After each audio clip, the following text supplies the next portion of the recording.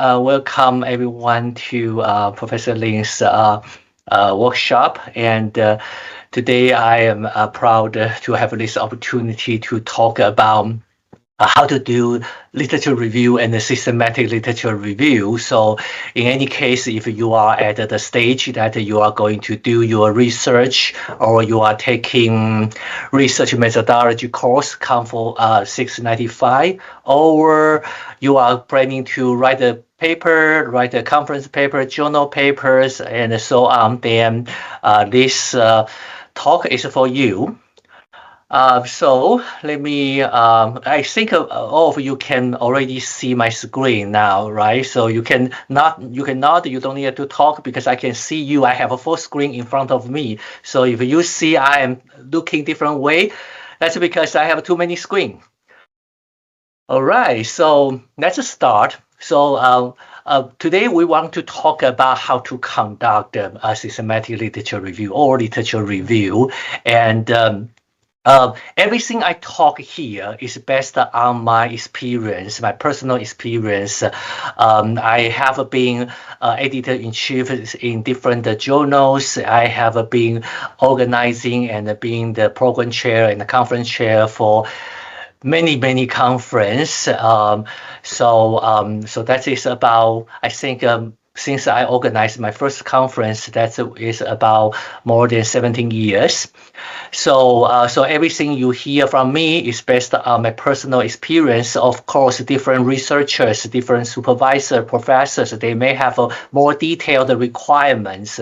So you may always want to double check whether or not they want more or they want less. So now let's start. We are talking about four things: literature review, and then systematic literature review. So you probably will wonder, what is the difference between these two? Only one word difference means anything. Yes, this means a lot, and actually the efforts are also a lot. So don't underestimate this systematic word, because that will cause you problem. You will say, oh, I want to quit now. So that is something I wanted to let you know. And then I will talk about a very important diagram, which we call prisma. So I will let you know what the prisma means. So you will know this is actually stands for something. And then, of course, now it's generative AI's world, right? Do we have some help from generative AI? Yes, we do. But personally speaking, I just want you to know this. But I probably will not really hope you are using that. But if you are using that, it should be fine, because everything I introduce here, actually, they are helping you. You are still the one needed to read those papers. They help you to summarize, to find the relationship, but you are the one to read, to digest, to summarize them, and also maybe doing some kind of analysis. So why we need to do literature review? Usually literature review is trying to making sure you are comfortable on what you are going to propose. So for example, you are proposing some kind of educational game. Why you need that? You need to double check whether or not people in this field, they either have already done that, or they also say in their future work, this is very important. In that case, you have support for what you are doing. Second, no matter what kind of research you are doing, usually you need to do evaluation. But why you collect data like this? Why you analyze this data with that approach? That is another thing you can get support from literature review. Because you can say, see, I have read 10 papers. Out of 10, 8 of them, they are using this way to evaluate the performance. That is why I also use this way to evaluate the performance of my system or my learning system. that we are making sure no one will argue why you use this methodology, why you collect data with this questionnaire, why you analyze your collected data with that approach. So that is why we wanted to do literature review. So usually doing literature review is for your research plan or a mini proposal or a conference paper. Why? Because they usually require you to read something like 12 to 20 papers. So you read 12 to 20 papers, that is good enough to support you are going to do this research. But we are not good enough to support your claim in terms of the details or the motivation and other things. This is just a starter. So that is what if you are taking COMFORCE 95, which is a research methodology course for your research plan and a mini proposal, you only need to read related 12 to 20 papers. Sometimes you may say, wow, 20 papers, that's so many. No, actually they are not. Why? Let's say we wanted to do a mobile educational game, learning something. See, you needed to read the papers regarding one research area called mobile computing or mobile application or mobile education and mobile learning. The other one is you want to read a paper about educational game or game-based learning or game-based training. And then you may want to read some papers about how e-learning or a learning system can really help, or this kind of learning system can really help people to learn. They do have benefit. They can help people to increase their academic performance. They can making sure that the students, when they are using learning system, they will have a better, or you can increase their mastery skill or degree.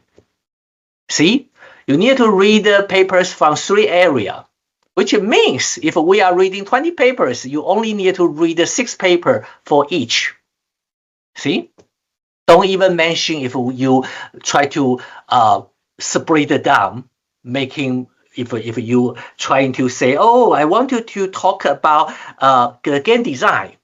I wanted to talk about the game learning effect or effectiveness of game-based learning. Or I wanted to focus on, for let's say, language learning. So I want to focus on language learning, whether or not people they use game to help people doing language learning or historical learning or cultural learning. So see, when you split it, it's turned out that you only need to read 2 papers for the effectiveness of game-based learning. 2 papers for how to use game for language learning. 2 papers for another thing. So see, 20 papers actually is nothing. Okay, now, but you have another problem coming out again. How can I find the paper? So the first thing is you need to pick up your keywords. Don't worry.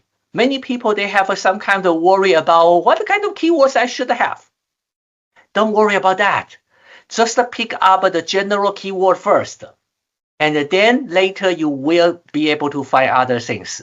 So now I would like to let you know, that is what I say, general keywords.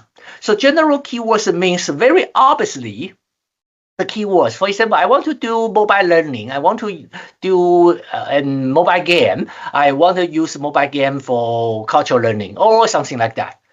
So in that case, you already identify 3 major keywords: general keyword, mobile learning, cultural learning or cultural-based learning or inquiry-based learning. And the third one may be, as I say, educational game or game-based learning. So those are general keywords, which means if you are using those keywords, you definitely will find thousands of papers. And of course, those thousands of papers are not what you want to read, right? So actually, you will try to take a look at their paper title, take a look at their keywords and abstract, and then you will find, oh, this educational game research, actually, they are trying to teach students physics. I'm trying to use language, not or culture, not about physics. So that is not what I want to see. So you will very quickly to filter out those not really a match to what you want to do. On the other hand, once you find something interesting, which is also related to what you want to do, for example, treasure hunting. Treasure hunting, using treasure hunting to learn culture or historical facts. There are many research about that. So when you find that, you can read the abstract, take a look at their keywords. Now you have some specific keywords which you never thought that they are important, but then you see 2-3 papers, they all have these keywords while you don't have, which means that specific keyword may be also important to your research because you already found those research they are important and related to yours. So the keywords they use, or the key terms, or the key authors, or the key research they mention in their paper will be also important to you. So in that case, you can put the other keywords into your specific keyword. So now you have a general keyword set, you have a specific keyword sets. And you need to try to find papers multiple times, not just one time. Many people, they do a Google search and done. No, at least you should do 3 times of research because the first round of research, first round of search, you only get your general keywords. You probably only identify 2 or 3 papers or 5 papers. Then you will have some specific keywords add on to your general keyword set, and then you can do another search. Now this time you probably can see more related papers, and then you read them again, another 5 or another 7. So now you already read 12 papers, right? So in that case, you probably will enrich your specific keyword set again, and then you do the 3rd time of searching. Now the other 7 papers or 8 papers you found. So at the end, you are capable to find 20 papers. So when you are doing search, please do not use Google. Please use Google Scholar, not using Google, because Google is just Google all the materials out there, but the Google Scholar is focusing on papers. And when you use Google Scholar, I will teach you how to use Google Scholar later. You need to remember to check the years, making sure that because this is the first round, second round, or third round of research, which is just to help you to build your research plan, right? So don't consider to read a 10 years ago paper. You do know that for example, when we are talking about game, do you still believing that if we create a game like a Mario, Super Mario, is still attractive to your target users, like for example, high school student or university student? Maybe not, because time is changing. So many researchers, I need to say, be very frankly, fortunately here we don't have other researchers who are doing game-based learning, but I always say that as a game-based or educational game researcher, you need to play game. If you don't play game, then you are always thinking about 20 years ago's game. not the today's game. So you need to making sure that you know what right now people they are expected to see. Then you can create some kind of game which really can be used in the real area, in your real world. So that is why we don't take a look at 3 years older or 5 years older literature, because this is the first part. You need to making sure that your support is coming from recently, not 10 years ago. Very similarly, mobile app.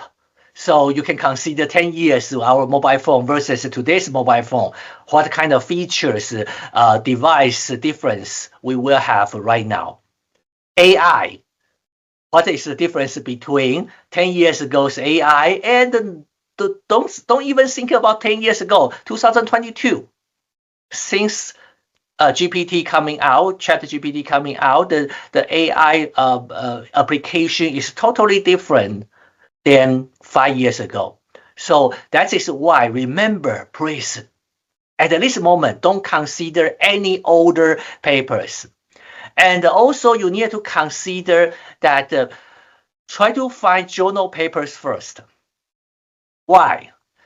Because journal paper, let's say conference paper usually only have, for example, 3 pages to 5 pages, maximum 8 pages. On the other hand, one journal paper may be 20 pages.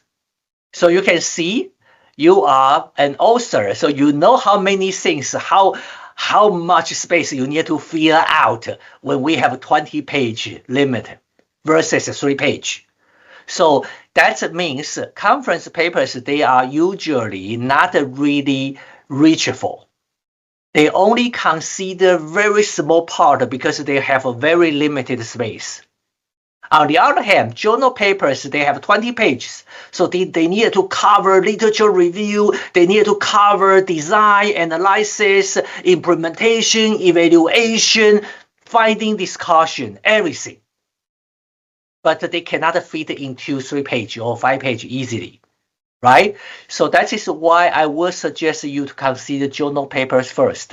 But you can also consider, for example, last year's conference paper. Why? Because usually journal paper, their publication process is about 1 year to 2 years. So even you see a journal papers published today in 2024, the research actually was maybe 2022 or 2023.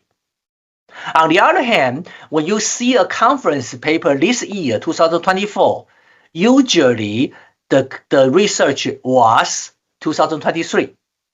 So that is why we still consider the latest conference papers may be helpful.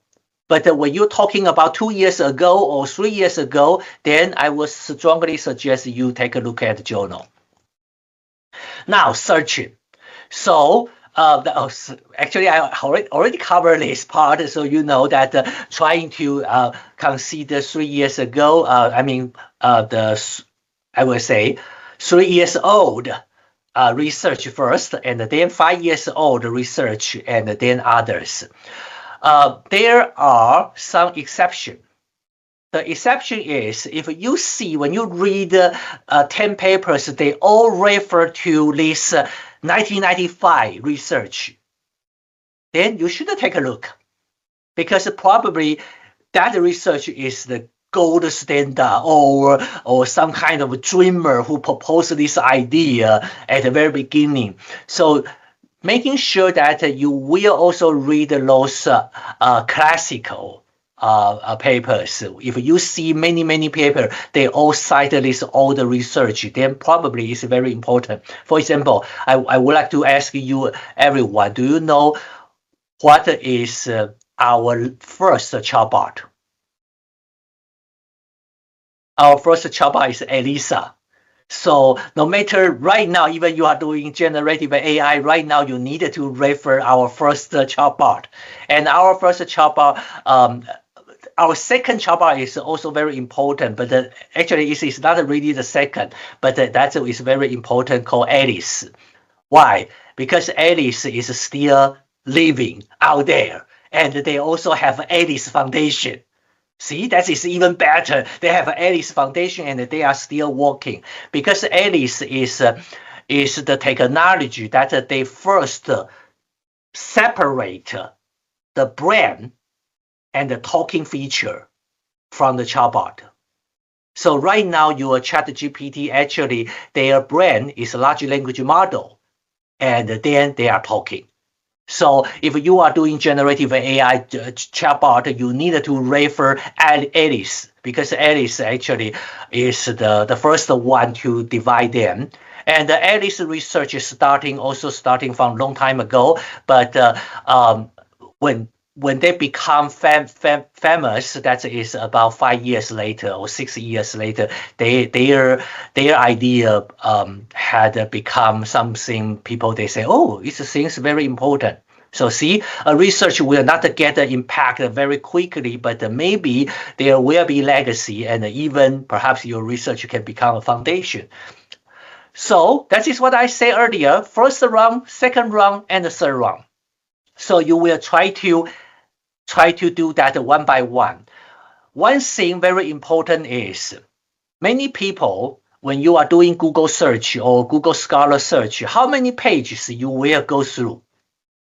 1 page, 2 page, 3 page. Many people, they consider,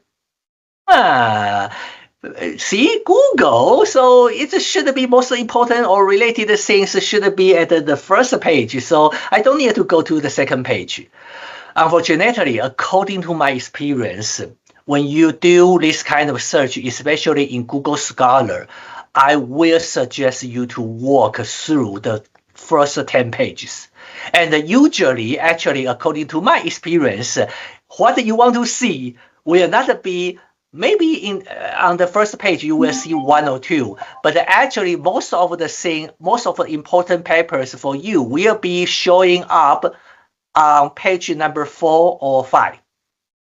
I don't know why, but that is very very frequently happening. Yes. So don't really just go through the first page, and then, as I say, the custom range very important. The second one is you need to uncheck. Remember, uncheck patterns, uncheck citation.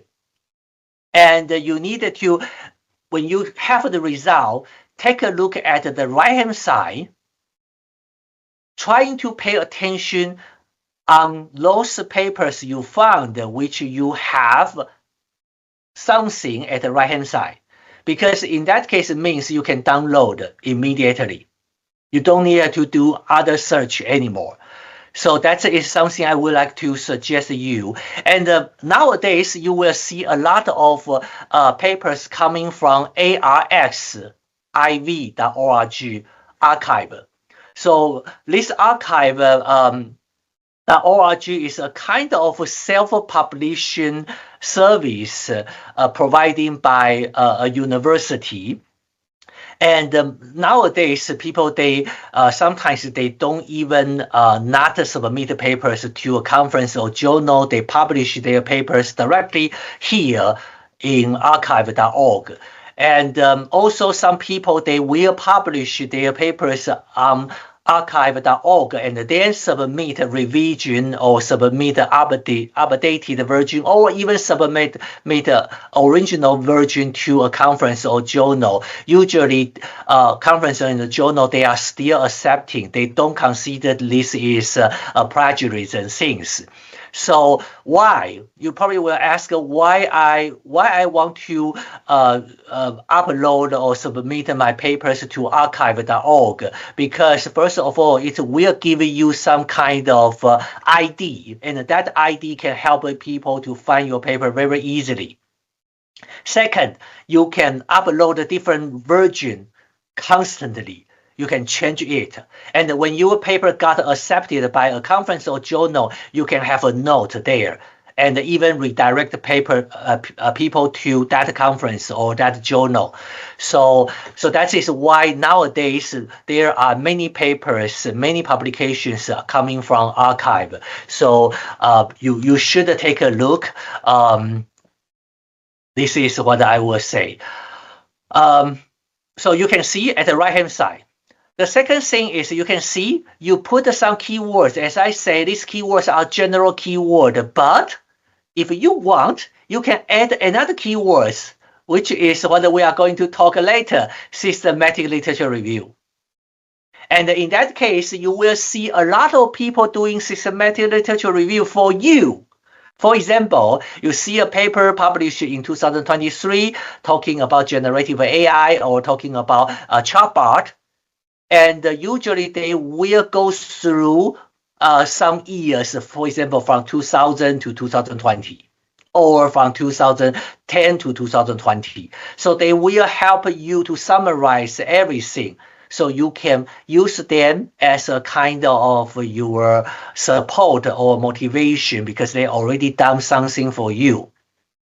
So this is something you can add to your keyword set, systematic literature review, or survey paper, or what else? Literature review, you can still also use that, or meta-analysis.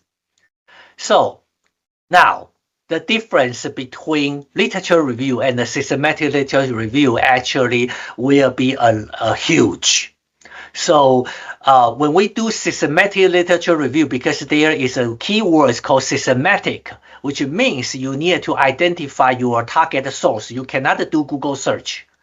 You need to go to a journal to search with their system, which means all the papers coming from that journal, you need to do a search and then filtering out.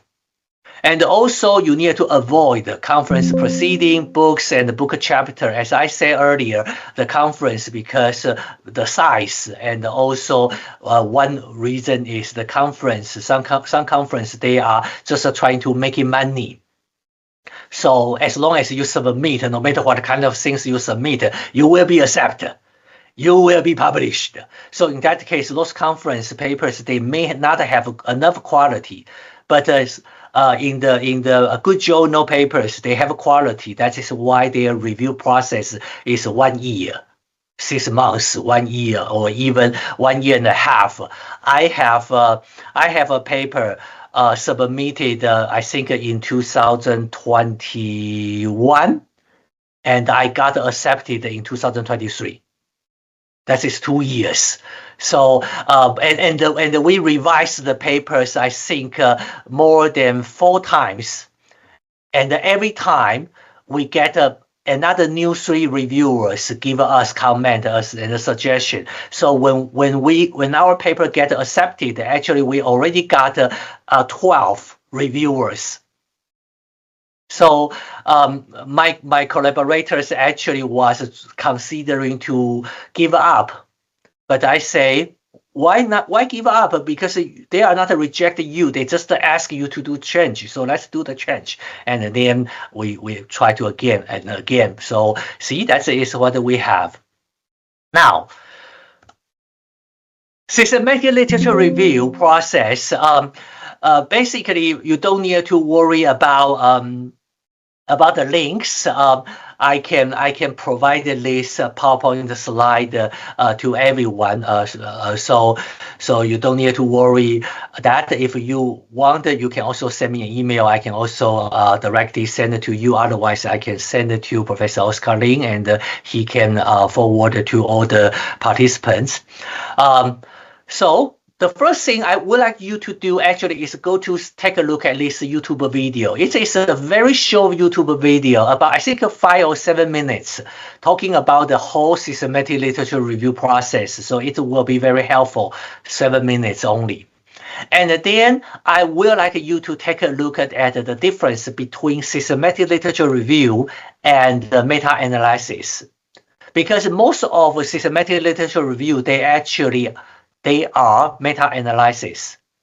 But you need to know meta-analysis paper, they will definitely be a systematic literature review, because they just use the final outcome you get from systematic literature review and then doing quantitative data analysis. On the other hand, you can still have some systematic literature review. They are not quantitative, but qualitative. So I also give you some good example. If you take a look at this computational intelligence paper, you don't need to know what is computational intelligence, but take a look at that. They don't have numbers. They will tell you what they learn from those existing research, and they will conclude the most prediction infections. They summarized, and also, sorry, actually, I'm totally wrong. Forgive me. This is quantitative, this is qualitative. So this qualitative, actually, I know some of you may want to design a game. So this one definitely is what you should take a look, because in this paper, designing engaging games for education, they read a lot of papers and then they tell you what kind of things you should design in your game. They conclude that. So they are not using what we call quantitative or numbers to tell you that. So, for example, we all know that in the game we have a level system, we have an experience point and other things. So they will let you know how to design your game-based learning system so it can provide the users better learning experience and engagement. So these tables, you don't need to pay attention because actually I already put a link at an earlier slide.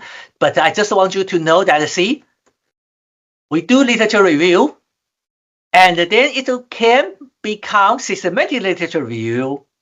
And the systematic literature review, if we use meta-analysis, then, use quantitative data analysis, then that will be meta-analysis. So you can see it will say that, for example, eligibility criteria actually is part of systematic literature review. Protocol is part of systematic literature review. Process is part of systematic literature review. So actually they are almost the same, but the difference is about analysis. So this is just for your information, and when you download this 2-page PDF, of course, you can see more detail of the difference. Now, how to identify your target source? There are two ways. The first way is simplest one. The second way is a little bit difficult. You can consider to use either way. The first one is by publication, and as we said earlier, journals only. So usually I would suggest you to go to Google Scholar top publication list. If you Google this term, top publication list, you will definitely find this link directly, no worry. And then when you go to this link, you can see different category, different subcategory. So for example, if you are trying to do a kind of machine learning or AI or recommending system or test summarization system, then you should choose a category like engineering and computer science. And under this category, you can see there will be computational in linguistic, which means how to make a computer understand what we are talking. So that is linguistic. The second one is because when we are talking, we may have some kind of a talking pattern or wording pattern or something like that. So you can also take a look at the computer vision and the pattern recognition. So pattern recognition including image, but also sometimes including the signal, and sometimes actually including the behavior, like a time series behavior. If you are doing something like what we do, we have a research called Next Stop Recommender. So according to you use your mobile app, we can collect your usage pattern, where you are, you visit somewhere, how much time you spend there, and then we try to find your pattern, and your behavior pattern can be grouping with others' behavior pattern. So in that case, actually, we can find that you and me, we are similar people, because we always go to there, go to that, place. Although you spend 20 minutes there, I spend 21 minutes, but our pattern is identical or similar, something like that. Artificial intelligence, data mining and analysis and so on. So there are many subcategories here. I just give you some kind of example. Depending on your research, you can choose your category and your subcategory. Then the second methodology actually is the researcher work. So I will talk about researchers' work later, but the idea is simple. When you read a paper, when you read enough paper, you will find that, when you hear Michael Zhang, that is the guy, that is a big name. So what you will do? You will try to go to his website, take a look at his publication, and see usually which journals, which kind of publication venue this expert will use.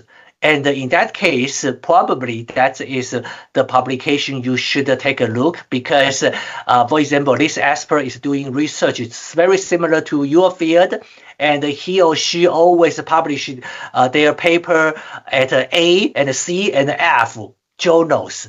So you should consider to go there and search for your keyword to see other papers also published there. So that is research works. The last method actually coming from the first one. So when you have the top publication list, you can try to focusing on some kind of index-based journal. I will talk about this later. So this is what I say. You have a category. You can identify different subcategories. So you can see there are so many, right? Architecture, artificial intelligence, civil engineering, computer security, and something. So take a look, see which one you like. And then if you like, click on that, you will see this. It will give you the top 20 of publication in this area. So remember, one publication may be seen in different areas. So it will happen. Don't be surprised. You will not always see every category has their own 20 publications. No, sometimes you will see a publication also happening here in computational linguistics and also be seen in natural language processing and so on. So that is what you can do. Each of them, they have a so-called H5 index. Just an education opportunity education condition here. In research, in academic research area, we are emphasizing what we call H index. What H index means? If you publish 10 papers, and you have some papers they have been cited by others once. You have some papers they have never been cited by anyone. You have some papers cited by someone else twice.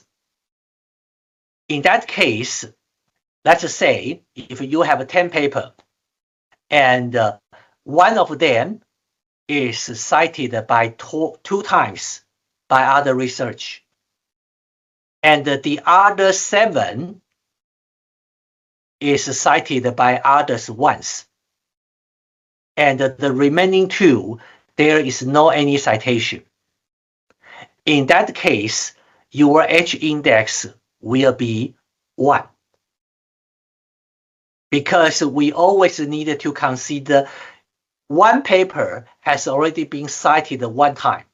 Although among your 10 papers, you have one paper has been cited for 2 times.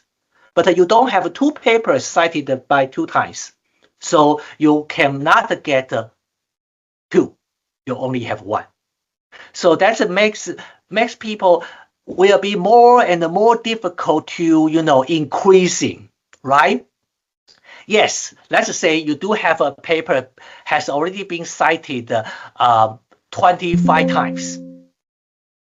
But how about 5 years later? Just as I told you that we don't really appreciate that so old publication, right? So you will not getting cited frequently, or even you will get less and less people they want to cite your old paper. So even you have an old paper which has already been cited 100 times, so what? If you don't have 100 papers, they all have been cited 100 times, then you will not get 100 for your H index. So that is in academic world. Right now, we are always consider H index, which is very important to represent your quality, your research quality. So in here, Google also use H5 index, which means 5 papers. Okay, you need to be cited 5 times. So how many of the papers you have already been cited 5 times? So that is here. And you can see different category. They have a different 20 list, and some of them they have a very high H index. Some of them they actually the top one only have 129. What did we say earlier? Avoid conference proceeding, books and the book chapter. I forgot to tell you why avoid the books and the book chapters. First of all, for books, everyone can self-publish their books. So actually, they probably will not be reviewed. Second, even you purchase that book from Amazon, can you expect your readers will also purchase that book?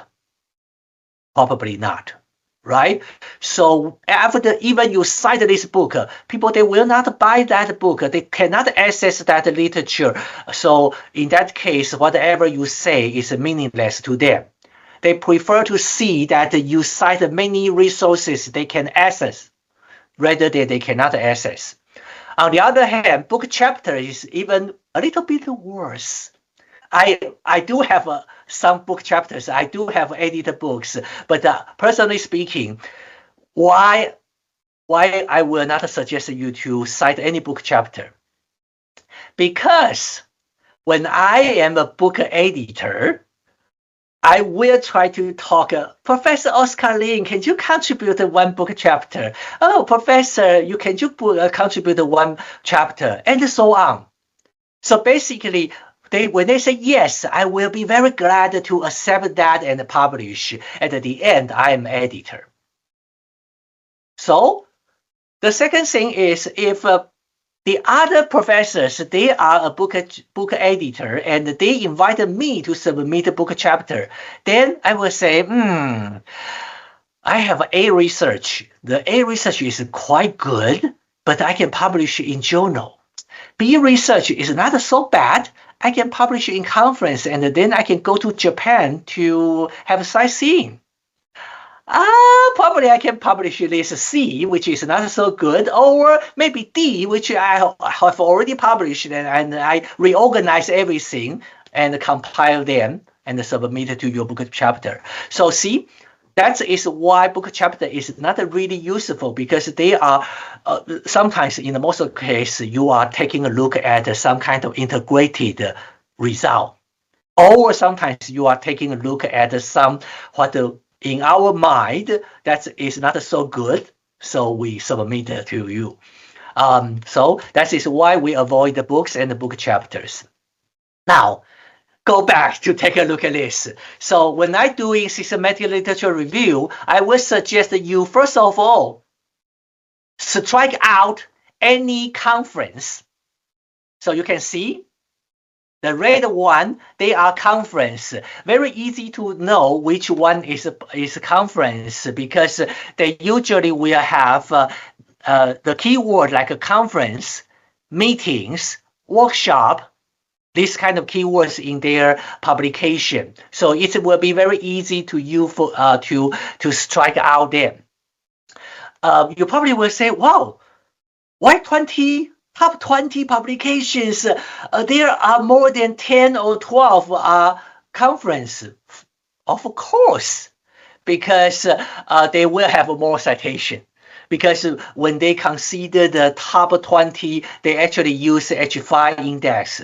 So that is why conference papers, they usually got a lot of citations, and also a conference proceeding will have, for example, 100 papers or even 200 papers, compared to a journal in a year only have 20 papers.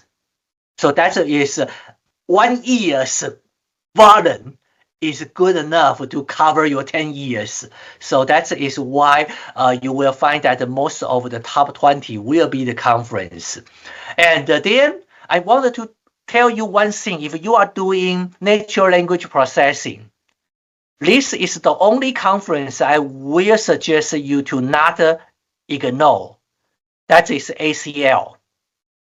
ACL is the only conference I will suggest you to keep it in your list, because when we are doing natural language processing, most of researchers, they always publish here first before they publish anywhere else. That is why it is very important to take a look at ACL conference. There will be some other conference in other areas. They are very important. For example, WWW. WWW is another conference which you will not ignore, because WWW, their acceptance rate is about, if my memory is correct, is about 10%. So basically, when we attended that conference, there are 300 people attend, but actually only 20, they are authors. All of them, all others, they are audience. They want to know the most latest work in WWW in web. So that is something you need to know. Of course, as I say, when you read more, when you get involved in this academic longer, then you will be able to identify more. So I need to tell you that 5 years ago, every year I review about 300 papers from journals and the conference, which means I almost need to read 1 paper or 2 papers a day, every day. And those papers, they are coming from unpublished research, right? So if you wanted to step into the research area or wanted to become a researcher, a professor, a doctoral degree, postdoc, you may want to know this is something you must to be involved. So here you can see I delete.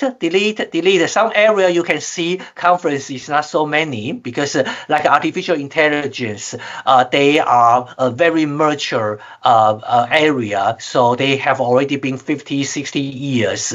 So many publications, they are so old, so they have already accumulated a lot of citations. And then you wanted to eliminate the irrelevant journals, which is not related to your research. So that is the second thing you need to consider. So in this case, for this place, you can see number 20. Number 20 is in black. So black is something we didn't delete, but this time I need to delete because they are not related to my research. On the other hand, this one you can see there are number 5, number 8, number 10, number 17, number 18. They are deleted. You probably will ask why I deleted that. Because in this research, we are discussing about text summarization, which is about natural language processing. But in computer vision and pattern recognition, this area, there are many journals is talking about image processing. So those image processing is not related to my natural language processing, right? So that is why even there are journal, I remove that. I didn't remove this pattern analysis and machine learning because it's talking about pattern. It's talking about machine learning, but I don't know whether or not they will talk about natural language processing, AI. So I keep that. Similarly, AI, usually AI is related to natural language processing. Okay, this is, and again, opportunity education. Most of you, your AI is not our AI. As an AI researcher, we are more focusing on natural language processing, more focusing on rule-based system, expert system, statistical natural language processing. And right now, because of generative AI, so we also have one branch called neural natural language processing.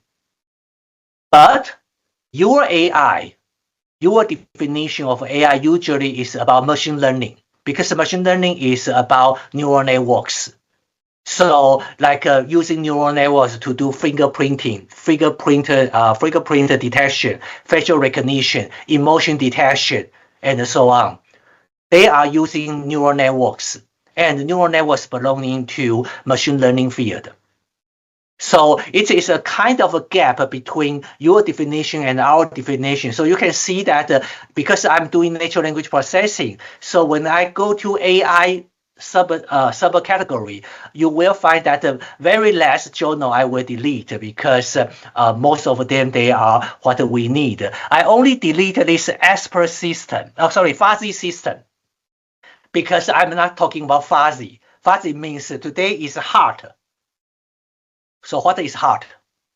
29 is hard, 28 is hard, or something else. So that is fuzzy. And because we are doing natural language processing, so we are not consider this fuzzy system, and so on. Now, again, making sure you don't have duplicated journals. After you done this, you will find that, okay, at the end, I have 4 publications, including 3 journals plus ACL conference, and 3 journals in pattern recognition, 13 journals from AI, 7 journals from data mining. That is what we can do. So this will be your target source. So remember, your target source will be this, how many? 27 journals, 27 publications. That will be your target. On the other hand, as I said earlier, you can go to research.com. If you go to research.com, you can see something like this. They tell you that, oh, see, this guy has more than 250,000 citations.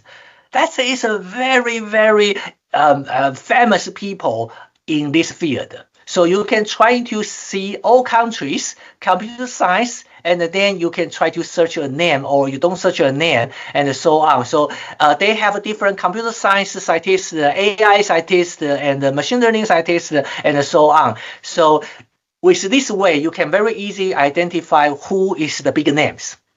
And then you can go to their website and see what journals they are publishing their result.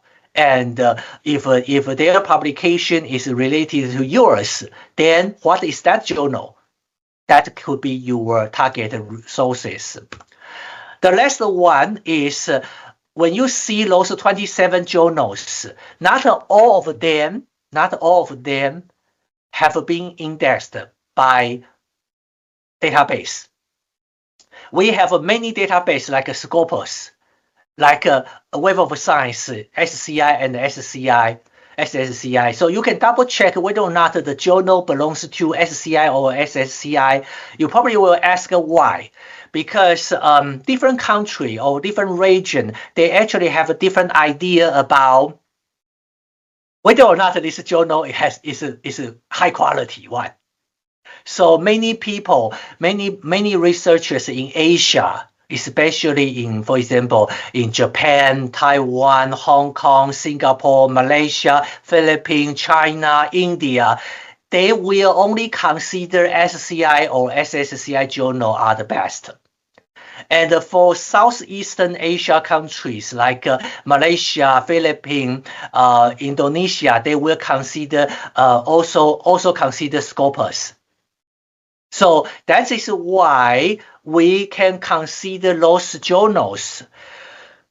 Because if you don't consider those journals, or you consider more others, then those Asian researchers, they will say, oh no, you are not doing a good job in systematic literature review because you are reading those journals. They are not belonging to SCI or SSCI or Scopus. So I don't want to read. See, that is bias. But unfortunately, you need to know the environment in Asia.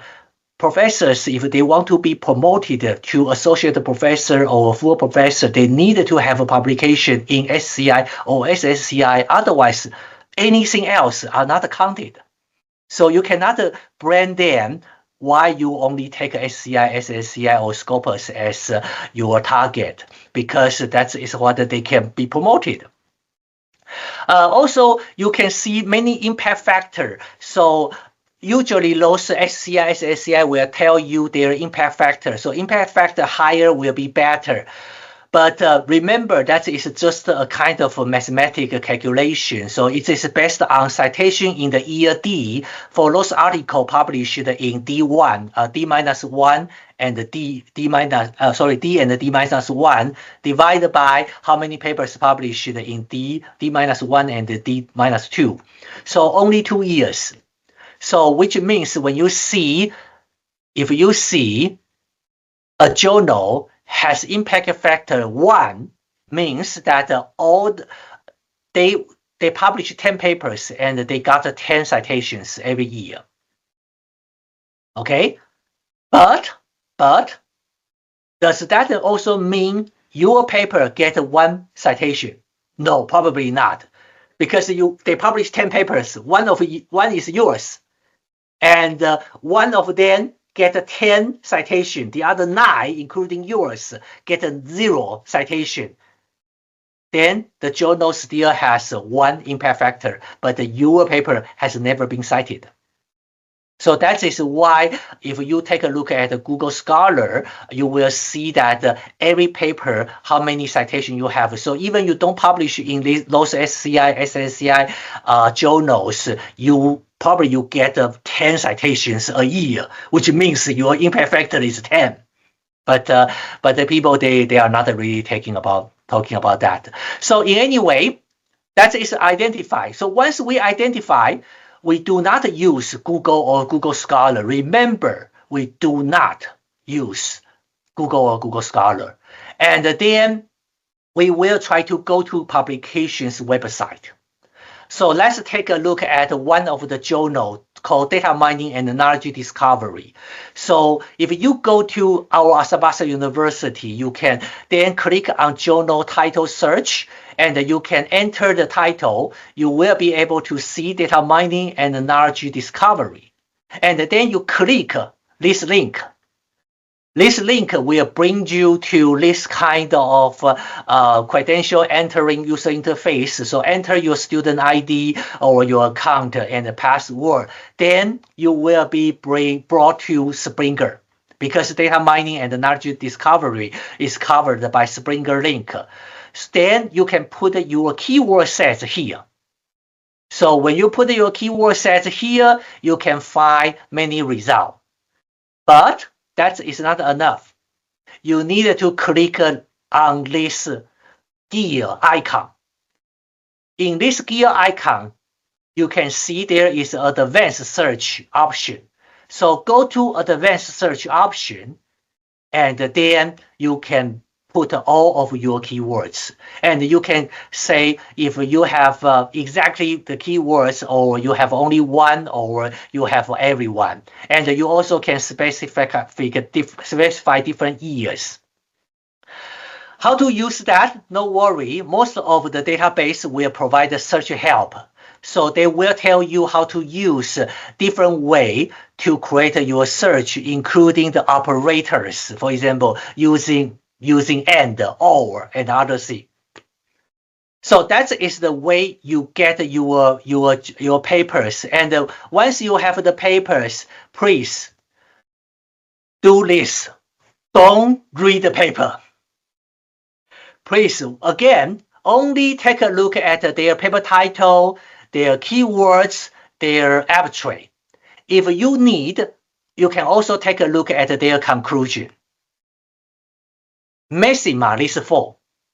Because using this form, you can easily filtering out whether or not you want to read this paper completely. So don't spend 1 hour, 2 hours to read everything. Spend 5 minutes to go through what I say, title, keywords, abstract, and the conclusion, and then you will know whether or not you want it.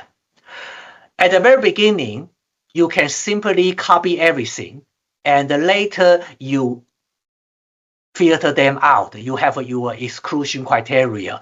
So I would suggest you to use a sheet, a spreadsheet or Excel file, Google Sheet.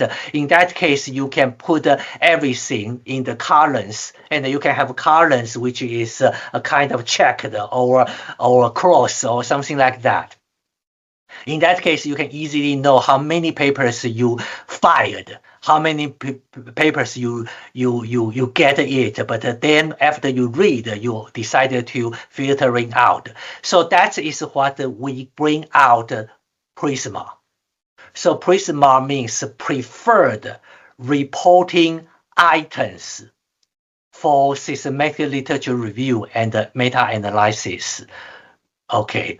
You don't need to remember this name. You just need to remember Prisma is the flow diagram you should use. So if you prepare your Excel sheet like this way, then you can see we have different publications, and then we do exclude something due to some kind of criteria and other things. And then when we use our Prisma, you can see at the very beginning, we found 2,673 papers. And due to exclusion rule number 1, we decided to remove 689. And then we have remaining 1,984. And then due to E2, due to E3, due to E4, due to E5, we remove 1,897. So we only have 87 we need to really read. So you can see this is a menu review of full test. So now you read this 87, and then unfortunately you remove 71. So only 16 at the end support your research. I will like to remind you that this number will be better to be between 30 to 70. If higher than 70, you will need to reconsider whether or not you should do research, do this research, because it means a lot of people, they have already done the research in this area, so why bother to do this research again? So if you see you have more than 70 related to your research goal, then forget. Try to narrow down your research or find another direction. On the other hand, if you see too less, for example, only 7, then you may need to wonder, is this really worth to do? Is this really a research that people they will appreciate? And you need to consider maybe your supervisory committee member or even external reviewers, they may say, no, you only have 6 papers support at the end, which means this is a very, very small area. You shouldn't waste time to do this. So that is, I will suggest.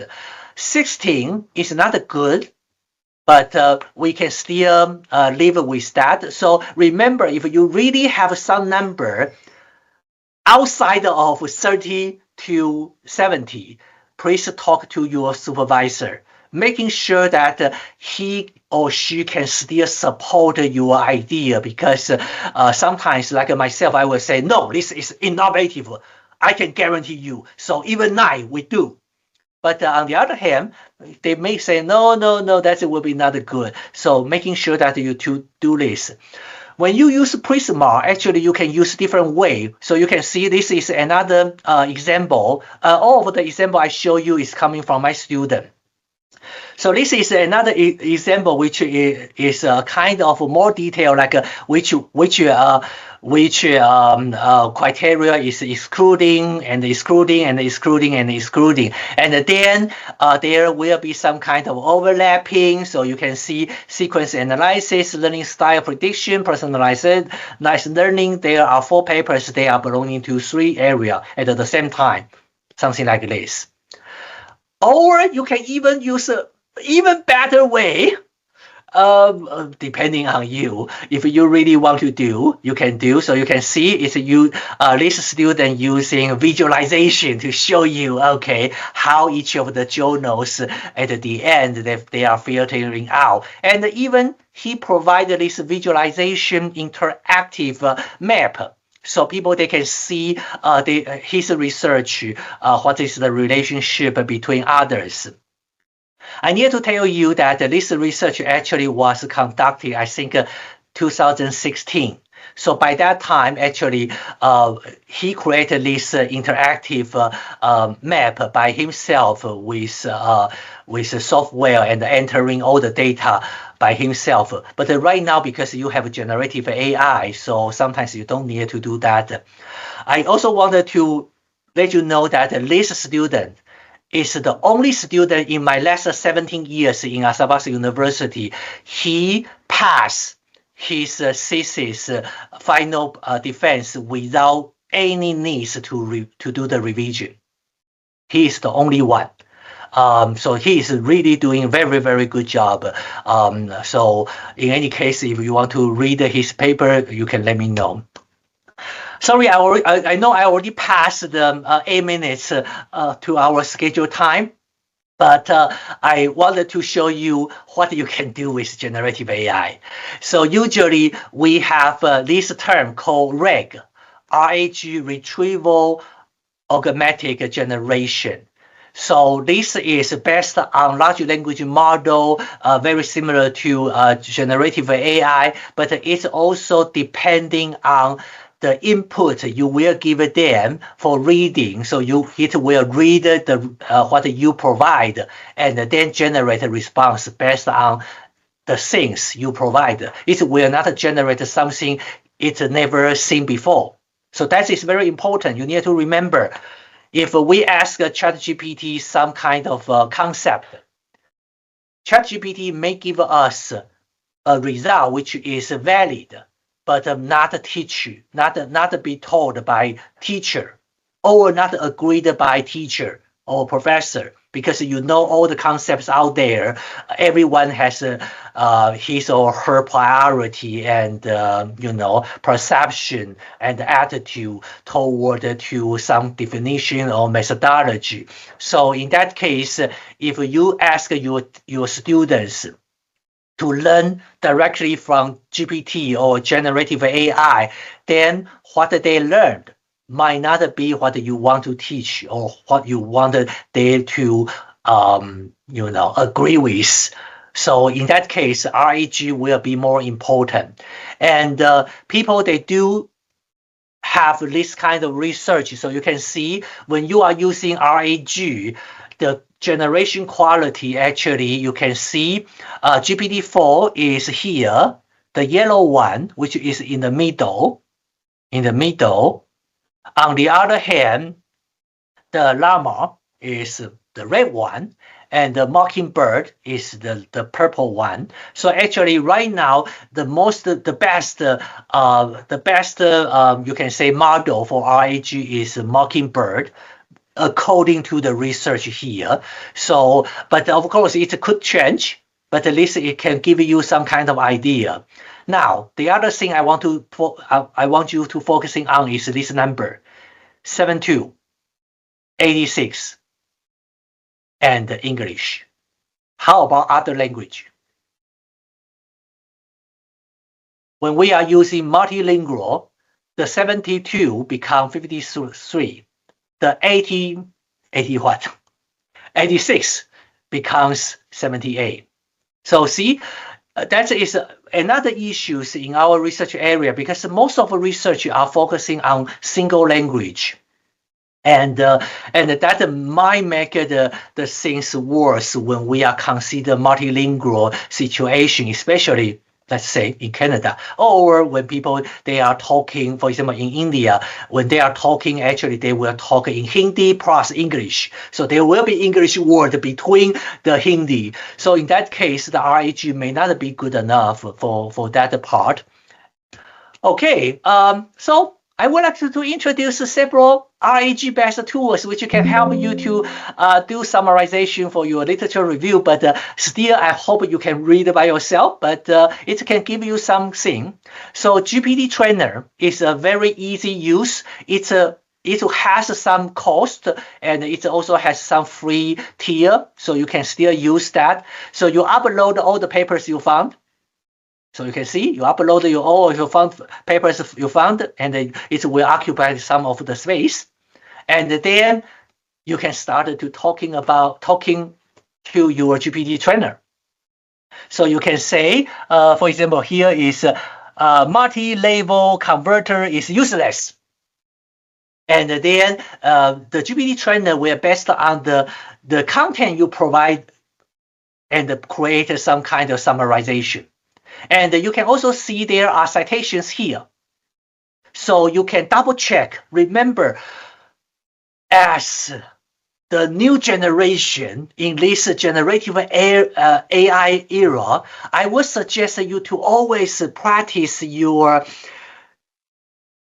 question ability. So everything you see, you need to question whether or not they are true. I need to double check.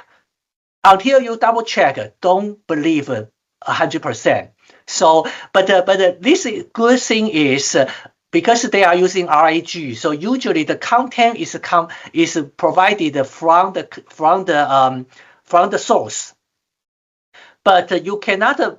You need to know that when the content provides source, how about if the content generated is missing one key sentence saying, oh, you shouldn't do anything below, but RAG giving you everything below without that line, then that is a problem.